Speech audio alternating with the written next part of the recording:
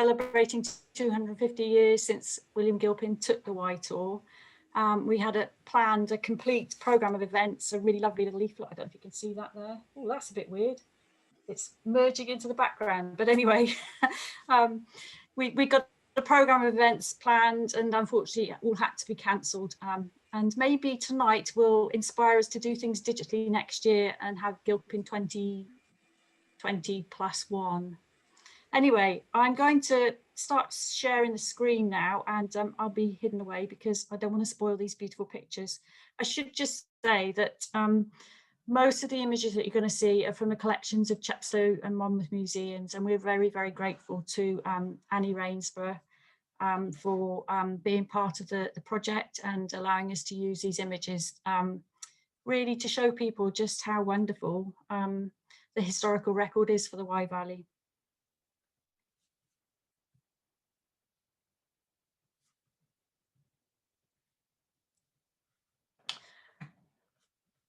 Okay, so let's just stop that for a minute. So I'm hoping that everybody can see me, sorry, hear me, and we're going to make a start. So it's 250 years since William Gilpin took a boat tour down River Wye in 1770, and this was an event that really heralded the birth of British tourism. Gilpin was a pioneer of the picturesque, and his ideas led to the concepts of landscape appreciation and conservation, culminating in the designation of protected landscapes, our national parks and areas of outstanding natural beauty. The Wye Valley was designated an area of outstanding natural beauty in 1971, and that's really the reason I'm here today. Without the work of William Gilpin and everything that followed from his rules of the picturesque, we probably wouldn't be looking at landscape in the way that we are today.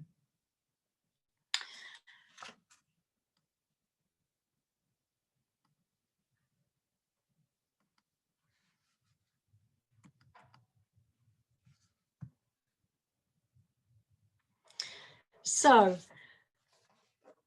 the Wye Tour became the height of fashion. William Gilpin said, if you've never navigated the Wye, you've seen nothing. And I think this picture really illustrates the fact that it was something that the rich and famous did. You can see these kind of dandies on the screen here, on their tour boat, having a whale of a time, being rowed along downstream. But where did it all begin? We start with a trend-setting reverend, John Egerton, who was the rector of Ross-on-Wye, and he built the first tour boat to entertain his guests in 1745. He and his wife were really liked entertaining their guests, and I think they came up with this idea of building a boat, and their guests loved it so much that other people thought that it would be a good idea to do this. And their tours were so popular that commercially minded boatmen in Ross saw the possibilities of a Wye tour from Ross to Chepstow. Just out of interest, John Egerton became the Bishop of Durham later on in his career. But really the person who popularised the Wye Tour was William Gilpin, who took the tour in 1770. He'd heard about the boat tours, and he was very interested in art and landscape, and he took the tour, and it took him 12 years to compile his thoughts and his drawings and paintings into a book called Observations on the River Wye. And when this was published in 1782, it became an instant bestseller.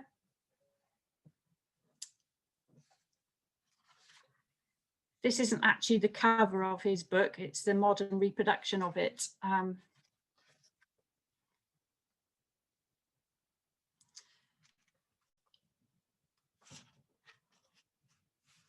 So, as I mentioned, Gilpin really was the person who started the picturesque movement. He wanted to examine the face of a country by the rules of picturesque beauty. And his ideas had a lasting impact on the way that we view the landscape. He developed a set of rules for the picturesque movement, and this is what he wrote about these rules. The most perfect river views are composed of 4 grand parts: the area, which is a river itself, the two side screens, which are the opposite banks and lead the perspective, and the front screen, which points out the winding of the river. They are varied by the contrast of the screens, the folding of the side screen over each other, the ornaments of the Wye, ground, wood, rocks and buildings and colour. So as you can see, it was quite a complicated set of rules for the picturesque. So at the time that he was writing, there'd been two types of landscape painters in the 18th and 19th century. Topographical artists, they would be the photographers of today, and picturesque artists who produce romantic and sublime paintings. So at this time, the picturesque meant literally a scene which could be made into a painting, but it came to be used much more widely outside the context of art and painting, having a major influence on garden design, landscape fashions and ornamental walks. Designers were encouraged to think like artists, especially when planning enhancements to the landscape on country estates, such as Piercefield, which is one of the estates that we'll see further in the presentation. Piercefield was one of the most famous landscape parks in the 18th century in Wales. So these are the boats that were used. I think this is a really lovely little quote from the time from somebody who kept a diary. They were quite often referred to as commodious conveyances. They're built to hold 10 persons commodiously, have an awning to shelter from rain or sun, a table to draw or regale upon, lockers to hold books or bottles, and benches for 4 or 5 men to navigate the boat. And you can see that they look quite like a gondola. They've got this kind of gondola shape. This is the awning and the little cabin. And they did have a mast, and you could have small sails. And this is actually passing Wilton Castle. This is a rather lovely little illustration, a little sketch from James Ward, who was a Royal Academician. And I love this one in particular because you can see the tour boat and it says Tintern pleasure boat just in pencil. And it's obviously moored up at Tintern, and just over here you've got another little sketch, and if you can see there's kind of sheep or donkeys in the boat, and obviously there were very few bridges at the time of the Wye Tour, and so one way of getting across the river was ferries, and there were lots and lots of ferries across the Wye. So just for a moment I want you to imagine that you're about to start the Wye Tour, and you would need you would have a luggage list. Basically, there were set things that you needed to take with you. So travellers in search of the picturesque had essential items in their luggage which were deemed necessary to control the untamed landscapes that they were going to encounter. They had a piece of tinted glass called a Claude glass, a pedometer perhaps, a telescope, a barometer, maps, tour journals, sketchbooks, drawing pads, a watercolour set, pens and pencils, and a pocket edition of William Cowper's poems. They were all essential if you were going to take the tour. This is a rather lovely image from the collections of Chepstow Museum, and it's obviously of Tintern Abbey, and you've got somebody here using some of the things that they brought in their luggage to record, sketch the Abbey. Now I mentioned a Claude glass. This was a convex mirror about 4 inches wide on a black foil. It miniaturized the reflected landscape so that detail was lost, except in the foreground. And it helped painters to simplify what they saw. Many tourists use the glasses to manipulate the scene. So a sunrise glass could be used at midday to give a dawn view. And Gilpin wrote, picturesque practice always involves some improvement of the landscape. I just wanted to show you here, this is Claude glass that's in the V&A, I believe. This is a sketch by William Gilpin of Tintern Abbey, and this is a modern day Claude glass that was placed opposite the Abbey for a few years. And you can see how the influence of the Claude glass is to be seen in Gilpin's sketch. So we've got our luggage, we're all ready to go. Let's set off on the Wye Tour from Ross all the way down the river, passing Simonjat, Monmouth, Llandogo, Tintern, Piercefield, down to Chepstow. So the start of the Wye Tour was traditionally in Ross, And this is the Royal Hotel, Barrett's Royal Hotel. It was built slightly later than William Gilpin's time, but it actually became the place that you would stay. The Royal Hotel had commanding views over the river, and it benefited from the adjacent pleasure gardens and clifftop walkways beside St Mary's Church, known as the Prospect, which had been laid out by John Curle around 1700. So there had been a tradition of people enjoying the scenery and the landscape in Ross for many, many years. So you can see this is slightly later, probably about 1830, something like that, with people arriving in their horses and carriage, and here's the Wye meandering off downstream. Here's another image from of Ross, rather beautiful one, and if you have a little look here, you can see this is the town dock down here, and there's a little tour boat just about to embark. You can see people coming down from the area where the Royal Hotel was. This is the Prospect with the viewpoint looking out over the river, and St Mary's Church here. So there's some really nice little bits of detail that can be picked up from some of the diaries that are in museum collections. Some guides advise tourists to keep well out of earshot of the boatmen, so the ear is not strained by the coarseness of language heard so frequently from the navigators of public rivers. And also, a spacious flight of steps was constructed at the dock pitch for the elegantly dressed to reach the river. I think probably it was a bit muddy, and so they had their own personal kind of way to get down to the boats. So by the late 18th century, there were at least 8 boats operating on a commercial basis from Ross in response to the growing demand from tourists.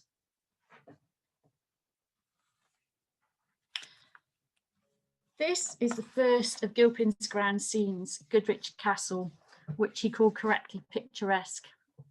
Tourists enjoyed the view of the castle from the river before leaving their boats at the ferry house and walking up to the castle. So there's lots of detail in this picture painting. This is by James Wathen, and I'll talk a little bit more about him later on, but he was from Hereford, and he made an amazing collection of sketches and paintings of the Wye, and this is just one of them. Here's the Wye tour boat you can see. And of course, the river was the highway of the day. So there's lots and lots of river traffic. The Wye trows can be seen here with their sails. And then this is the ferry house where people alighted from the boat to climb up to Goodrich Castle. There was a gentleman in Monmouth called Charles Heath who kind of saw the commercial opportunities of all these visitors coming to the Wye Valley, and he produced a series of guidebooks. And he wrote that this route going up from the ferry house up to the castle was very incommodious for the well-dressed woman, being in part through fields of high grass in season and a steep ascent. And some of the artists also complained that it was so steep and the view was constrained, and there were lots of ash and elm trees inside the castle, which didn't help their picturesque views. There's another lovely little quote from a lady who'd been on a boat, and she spent 2 hours making sketches amongst the ruins, and returned to a boat, ate some bread and cheese, and began to think of enjoying ourselves when a storm came aptly enough to remind us of the instability of all human pleasures. That was Mary Ann Hibbert, who took the tour in 1823. This is another lovely picture of Goodrich Castle. Here's the castle. It's by Peter de Wint. Again, it's from the collection of Chepstow Museum. You can see a Wye trow here, moored just here, and other boats moored up. And along the side here are 4 or 5 or possibly 6 people. And these were the bow hauliers who had to really be donkeys and mules to pull the boats over shallow areas of the river or over rapids. It really was quite a hard job to do that. And it's amazing the little details that are shown in these paintings, they really do bring to life what it was like 250 years ago. This is another one of Goodrich Castle, but it's got the interloper here now, Goodrich Court. So in the 1830s, the castle had a competitor for the traveller's attention, Sir Samuel Meyrick, who had a collection of medieval armour, really wanted to buy Goodrich Castle to house his collection, but unfortunately he couldn't do that. So he set about building his own admirable imitation of the antique, naming it Goodrich Court. Wordsworth, when he walked beside the Wye, really disliked this modern interloper, and I think he probably would have been quite pleased to know that it didn't actually last anywhere near as long as Goodrich Castle. It was demolished in 1950. Only the gatehouse remains on the A40 now, you might well have seen. So I mentioned that lots of people kept diaries. After Gilpin had taken the tour, so many people followed in his footsteps, and strangely they just seemed to copy him. They always wrote the same things, they always chose the same viewpoints. There wasn't much kind of creative inspiration and going on your own way. They really did follow what he recommended to a T. So here's one, it's the tour diary of John Byng, who came in 1782, and he wrote tour writings of very rage of the times. And this diary here, you can see from Ross, Goodrich Castle is not more than 3 or 4 miles by land, but by water at least 6 or 7 miles. And I love the little boat in here and the castle up there.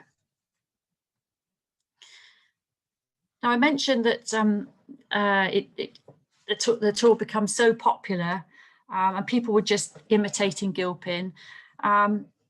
There's a gentleman called Rowlandson, and he kind of was a bit of a satirist, and he developed this character of Dr. Syntax. And Dr. Syntax toured around the British Isles, much as the Wye Tourists had done, recording the details. And you can see here, he's probably using a Claude glass. You had to stand with your back towards the object that you wanted to view, a bit like people taking selfies nowadays. And clearly what's happened is he's so engrossed in getting the right view in his mirror that he's falling into the water. And this actually looks like it could be Goodrich Castle.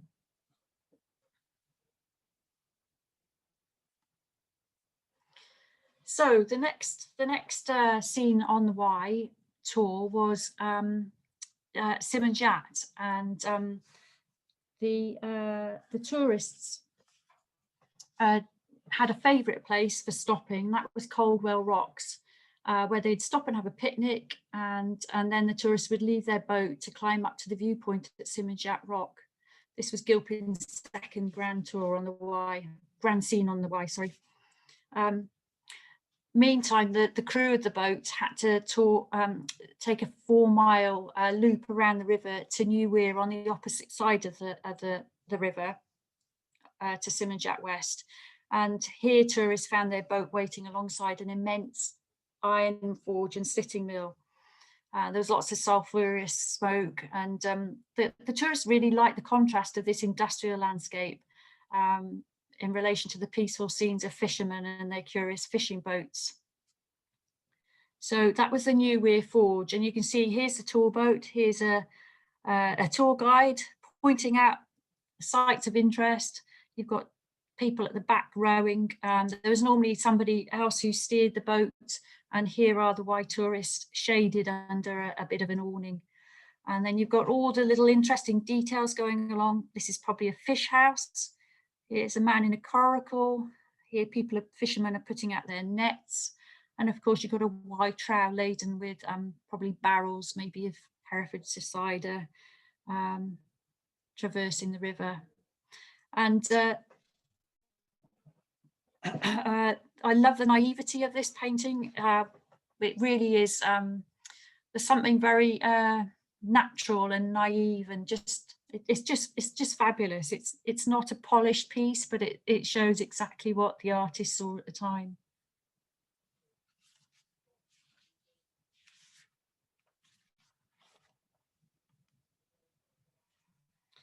So Monmouth was the halfway stop on the tour. It was a 2-day tour down the Wye, and visitors alighted their boats at Monmouth, and then they would make their way to Agincourt Square. This is rather lovely engraving of Agincourt Square. And I mentioned that there was a Monmouth man called Charles Heath, and he had a shop just about here in Agincourt Square. He cashed in on the popularity of the tour and began printing very small guidebooks, which were easy to carry around and put in your luggage, I suppose, without being too heavy. So his series of guides to the Wye Valley's attractions were called descriptive scenes, and they provided specific historical information about popular tourist sites. So probably tourists would have stayed maybe in the King's Head Inn here, or some of the other hotels all around Agincourt Square. Here you've got the Shire Hall with its lovely arches, where the market was held, and they probably have just popped in to see Charles Heath and purchase one of his books here. From Monmouth, if they wanted to, they could take an excursion overland to nearby romantic ruins at Raglan Castle or at Tintern Abbey.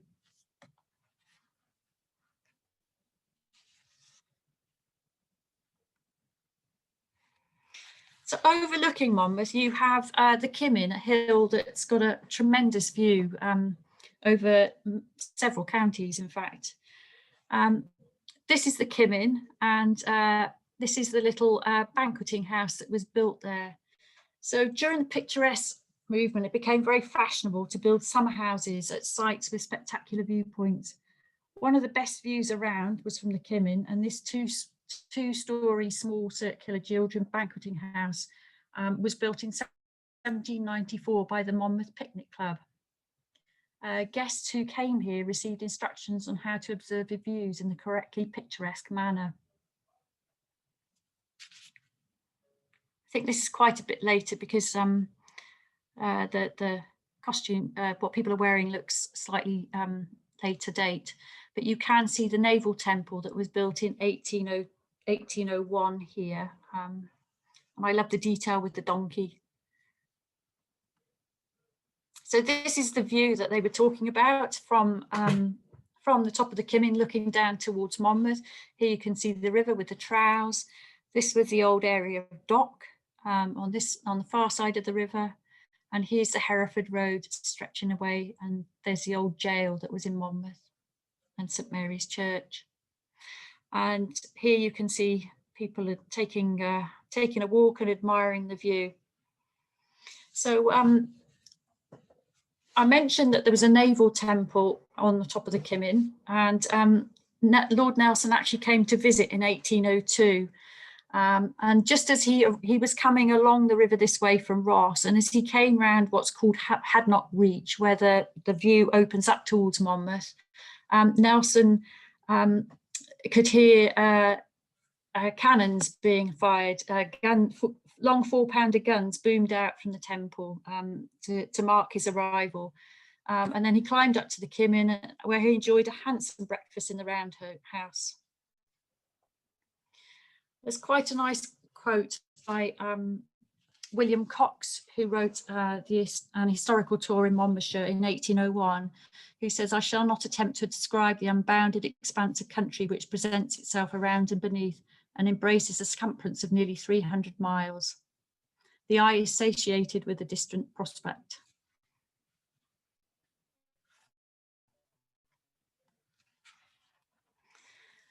So on the second day of the tour, tourists would go past several small villages in the lower Wye Valley.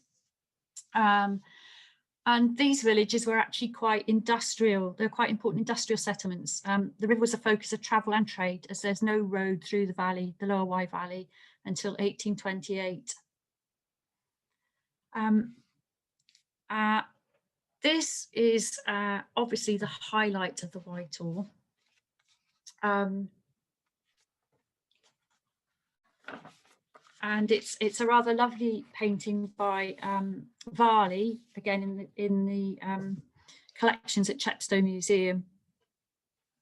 It's quite interesting to see how he portrayed the view that the tourists would have had. You can see again there's a Wye Tour boat with its awning and mast. These are much larger trows that would have been going out, seagoing vessels. This is the riverbank, which alongside which all the industrial activity would have been taking place. Items that were going to be traded down the river would have been stored here. And in fact, this is a bark house that was where the bark was stored before it was taken to Chepstow and then exported to Ireland to be used in the tanning industry. Bark was very important locally and brought down to the riverbank. Women then had to kind of clean the bark, and there's accounts of them singing as they were cleaning the bark and putting it into piles ready to be exported. And in fact, the price of bark was set in Chepstow, I believe, in the 18th and 19th century. But there's lots of artistic license here. Obviously, you can see people swimming in the river. I don't think that would happen. It's quite tidal and muddy here. People picnicking or enjoying fishing beside the river here. And then you've got the very awesome mountains behind the Abbey, all part of the sublime, inspiring awe. So yes, built by Cistercian monks in 1131, Tintern Abbey was the architectural highlight of the Wye Tour. It had been a tourist destination since the 1750s when the Duke of Beaufort cleared the interior of the Abbey. He laid out lawns to make it easier for visitors to view the ruins. This is one of my favourites. Samuel Ireland produced a series of prints that went into a book about the Wye Tour. And in each of his prints, you see the lovely Wye Tour boat. You can begin to imagine how excited people were as they came round the bend in Tintern and could catch their first glimpse of the river, of the Abbey. So we talked about Charles Heath, and he actually said, rather nice quote here, "Nothing can be more agreeable in the summer season when the tide accords with the hour of the day than for parties who descend the Wye in a boat to have the tablecloth spread on the floor of the Abbey and within the cool shade of its walls enjoy the repast of dinner. Boats for this pleasurable excursion are always in readiness at Monmouth and Chepstow." And this is actually Charles Heath and his signature.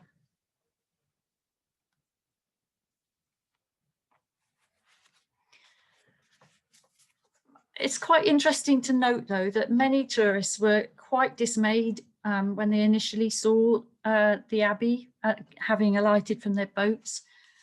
This is the west face of the Abbey, and if you look carefully, you can see there's kind of possibly sheets or some other material hanging, laid out to dry here, and you've possibly got a beggar or some, well, vagrant.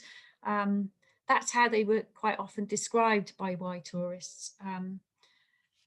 Gross, who took the tour, really didn't like the ill-placed neatness of the poor people who showed the building, and quite often that the tourists' diaries are quite negative about the initial experience as they arrived. In fact, it's probably not very different to going to very popular tourist attractions today, where you might find people trying to gain money from wealthy tourists. So this was the west face, and this was the way into the Abbey. Once inside, tourists were obviously very much in awe of what they saw.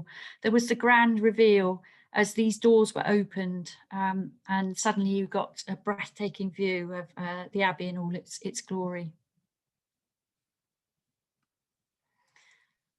So this is inside the Abbey, and it's an engraving, and it's quite interesting because you can see these two figures here. This is probably the tourist, and this is probably the steward who showed people around, the kind of custodian of the Abbey. So the Duke of Beaufort had decided to clear all the kind of piles of rubble and ruins and make this much more of a turfed lawn to make it easy for people to wander around without tripping up all the time. He also enclosed it, kind of fenced off the surroundings so that people could only go in through the one doorway. You can see here, this gentleman is carrying a key, and this was clearly the key to the door. And the Duke employed a custodian to show people around and look after the Abbey. At some points in history, he was the custodian was also the landlord of the local pub.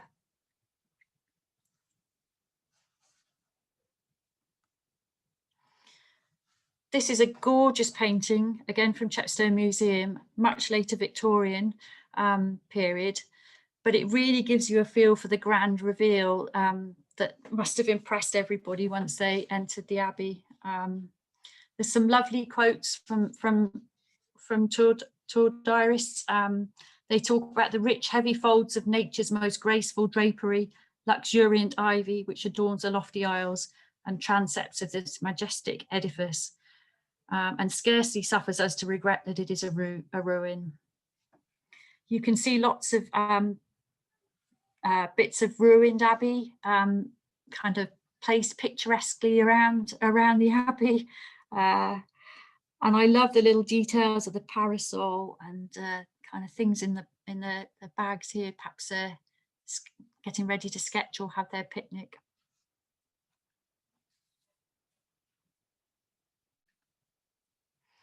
So not only was the Abbey a delight to visit during the daytime, but it was also very popular to visit at night. As you can see, there's a moon up here, and it became really popular to go and see the harvest moon rising through the east window at the Abbey. And down here, you can just about make out, I think it's a little dog and a group of visitors round a little billy can boiling up, maybe for a cup of tea, whilst in the background people are wandering around.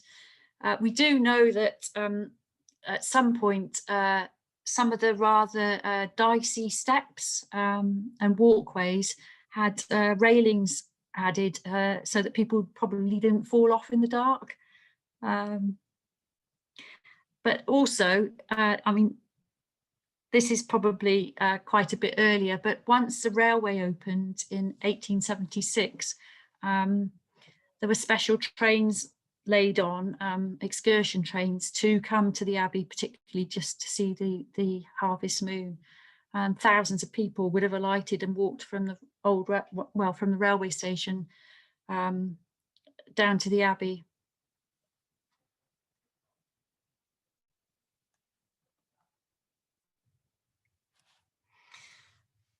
This is another lovely painting from Chepstow Museum, and it shows somebody just sketching, sat very quietly sketching. There's his little hat, and there's other people being shown around the Abbey. And it became so popular to sketch and draw the Abbey that actually it featured in a very interesting little tutorial book that was created for young people. It's called a Coriorama, and it's instructions on composing and drawing. And you can see there are little fold-out books that you could move the different elements around to produce the best possible picturesque scene. And this one is actually of Tintern Abbey, unbelievably. So yes, you could have flipped that around there and move that one there, and children would learn to make the best possible scene as part of their artistic training. So I think that's really rather lovely that these amazing things have survived. So Tintern was also a very heavily industrialised village. There were great ironworks which introduced noise and bustle into these regions of tranquility. And the ironworks inspired many travellers looking for the picturesque. They loved the drama of the fire and the flames and the sparks. They do, some of the tourists do actually record both the sounds and the sights and the smells of the ironworks. So this is just looking up the Angidi Valley, which runs down, the Angidi runs down into the River Wye, and was very, very heavily industrialised. In fact, many years before the Industrial Revolution started off, this was a real industrial complex, interconnected, stretching for 2 miles up the valley. So I mentioned James Wathen, who was from Hereford. He worked as a tour guide. He produced maps for visitors because at this point in time, there were very few maps available, and so tourists in the know would go and seek out Mr. Wathen before they set off, and he'd do them a little map. But he also recorded so many of the sites, and this is one of his paintings of the ironworks in the Angidi Valley. You can see the water wheel here and various activities going on in the background. And if you do go and stand in Tintern,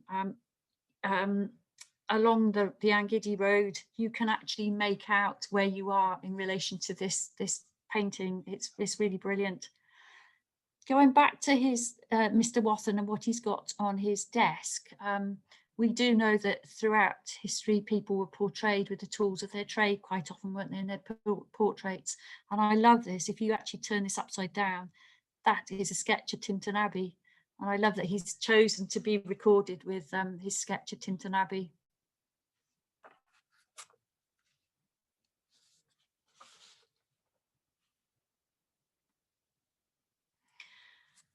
So we mentioned the many industrial sites. This is at the top end of the Angidi Valley, and this is a painting by James Ward again, and this shows the wire mills right at the top end of the valley.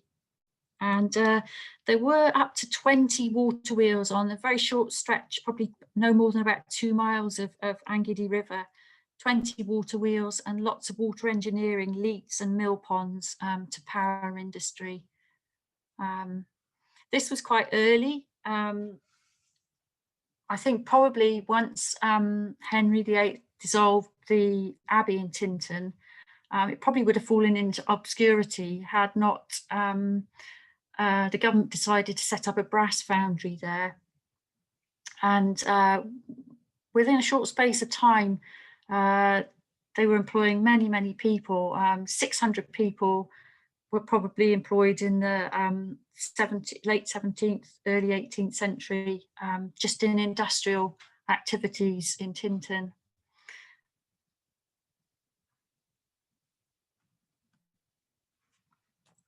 So we move on down the river to Piercefield, the Piercefield estate, which was the most famed landscape estate in Wales, probably at this time.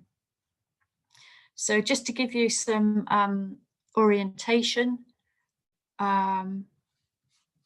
this is Chepstow Castle, and this is the River Wye, making huge meandering loop, going up towards Tintern would be this way. And the Piercefield estate extended all the way around here. That is the around Piercefield houses. And there were various views and walks created. The tourists, as they headed downriver, would get out of their boats at Martridge Meadow, somewhere here, and they would go up to what was called the Eagle's Nest, about here. And then there were lots of other views. This is called the double view, you can just make out here. And then there's the alcove somewhere around here as well. That was a view looking back towards Chepstow Castle. You can see Langcourt Peninsula here, and a little tiny chapel at Langcourt, which is today in ruins, but is a really beautiful place to go and spend some time. And what's lovely is that this shows the field pattern. And when you stand up here on the Eagle's Nest today and look this way, you can see that, that many of the fields are exactly the same, have exactly the same hedges and fences. And of course, today, Live Ox Farm, there's Live Ox quarries, the limestone at Wye Valley is really important, and quarrying has been very, very important.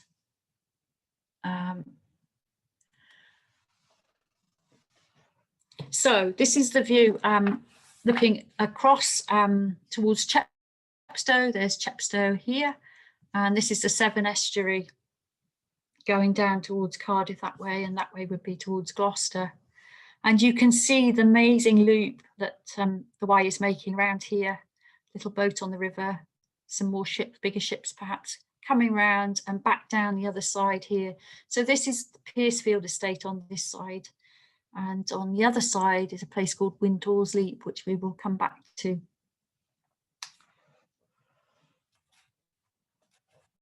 So the Eagle's Nest was this spectacular viewpoint high above the Wye at Wincliffe, looking out over the sweeping curve of the river. In the distance, the river's winding out to the Severn, and the Windcliff was in effect the start or the finish of Valentine Morris's Piercefield walk. Valentine Morris had laid out his estate, and probably he planned it so that this highest point on the walk had the grandest view. Coleridge visited, one of the Romantic poets, and described the Windcliff view as the whole world imagined in its vast circumference.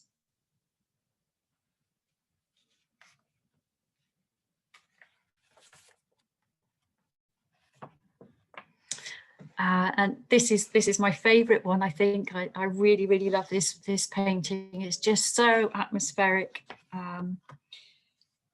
It's by William Collins. It's probably from about 1834. And again, you can see this amazing loop of the river, and then people on Windhall's Leap looking at the view, and the shipping going, the traffic going by, and probably there's a Wye Tour boat. And here you've got Chepstow Castle, and in the distance, possibly going towards Bristol over here.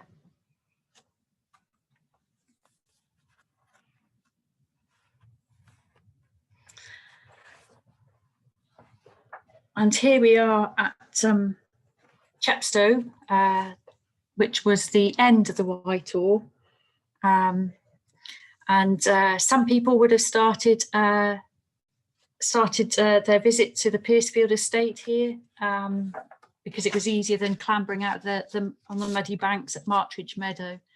But Piercefield really was an unmissable attraction on the Wye Tour.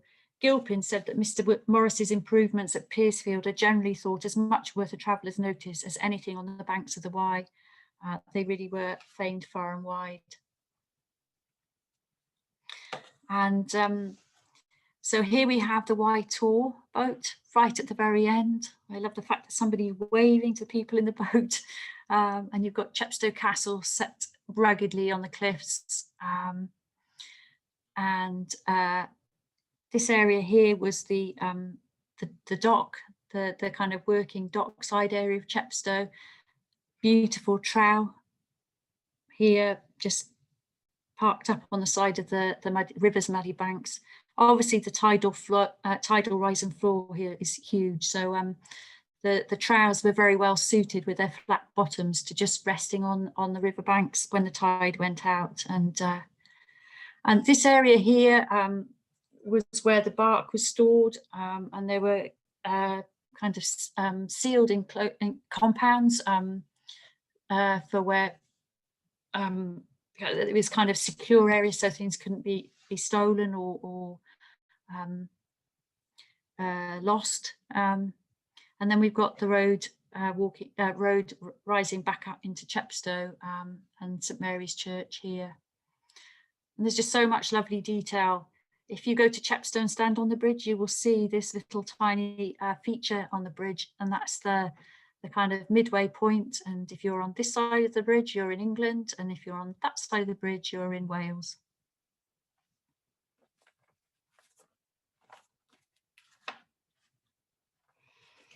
Chepstow Castle was the inspiration for many visitors, including Turner, who painted it. It's Wales's first stone-built castle, and it was the highlight at the end of the Wye Tour. Wyndham wrote, "So uncommonly excellent that the most exact critic in landscape would scarcely wish to alter a position in the assemblage of woods, cliffs, ruins and water." And another tourist, Joseph Farrington, said that I went to the bridge and made a drawing of the castle, which occupied me for 4 hours. The view forms a very picturesque composition, the parts of the castle appearing united so as to make a well-collected mass of large objects.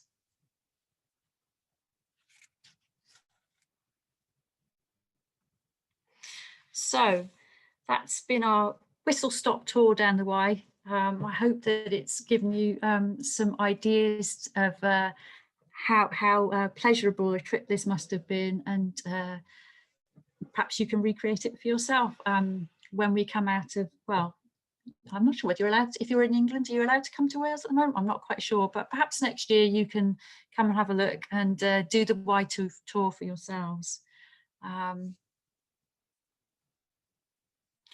I'd like to thank especially Annie Rainsborough at Chepstow Museum and Sue Miles at Monmouth Museum, and to all the other museums and archives who've assisted in our work on Gilpin 2020. If you would like to find out more, you go to our website, wyevalleyanb.org.uk, where you can find more information on both the Wye Tour, the Picturesque movement, and other heritage sites in the Wye Valley area of outstanding natural beauty. With Christmas in mind, we do have a book. This was produced a few years ago called Overlooking the Wye, and it's a guide to the heritage of the Wye Valley. It's full of beautiful illustrations and prints and engravings, and lots of heritage that you might not know about is explored in this book.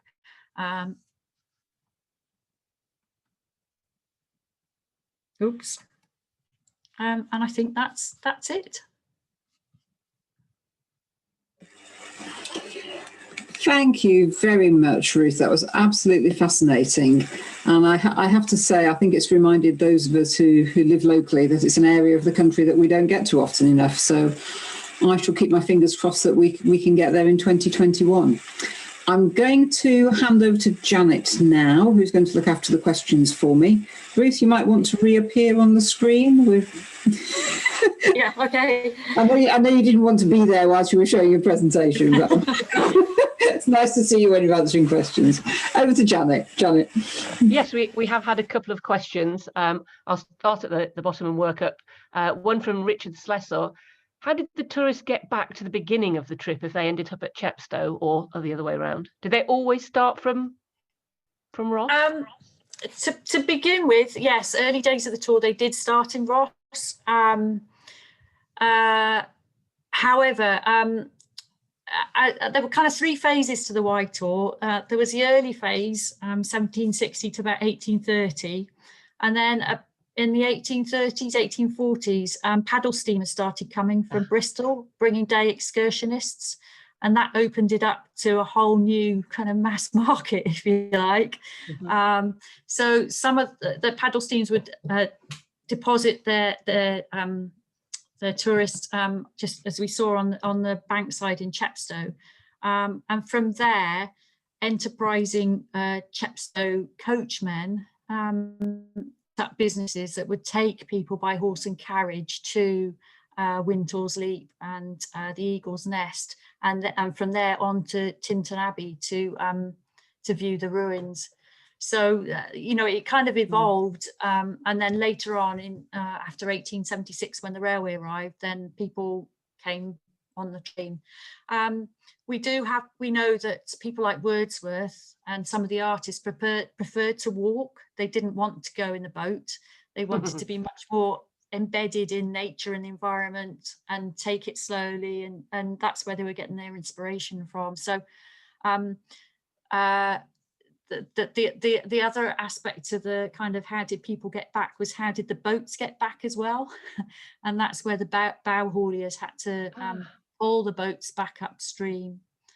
When people paid for the Wye Tour, part of the fee was for the boat to be returned upstream. So I think people arrived by horse and carriage, went in the boat, and then had another horse and carriage at the other end. Does that answer the question?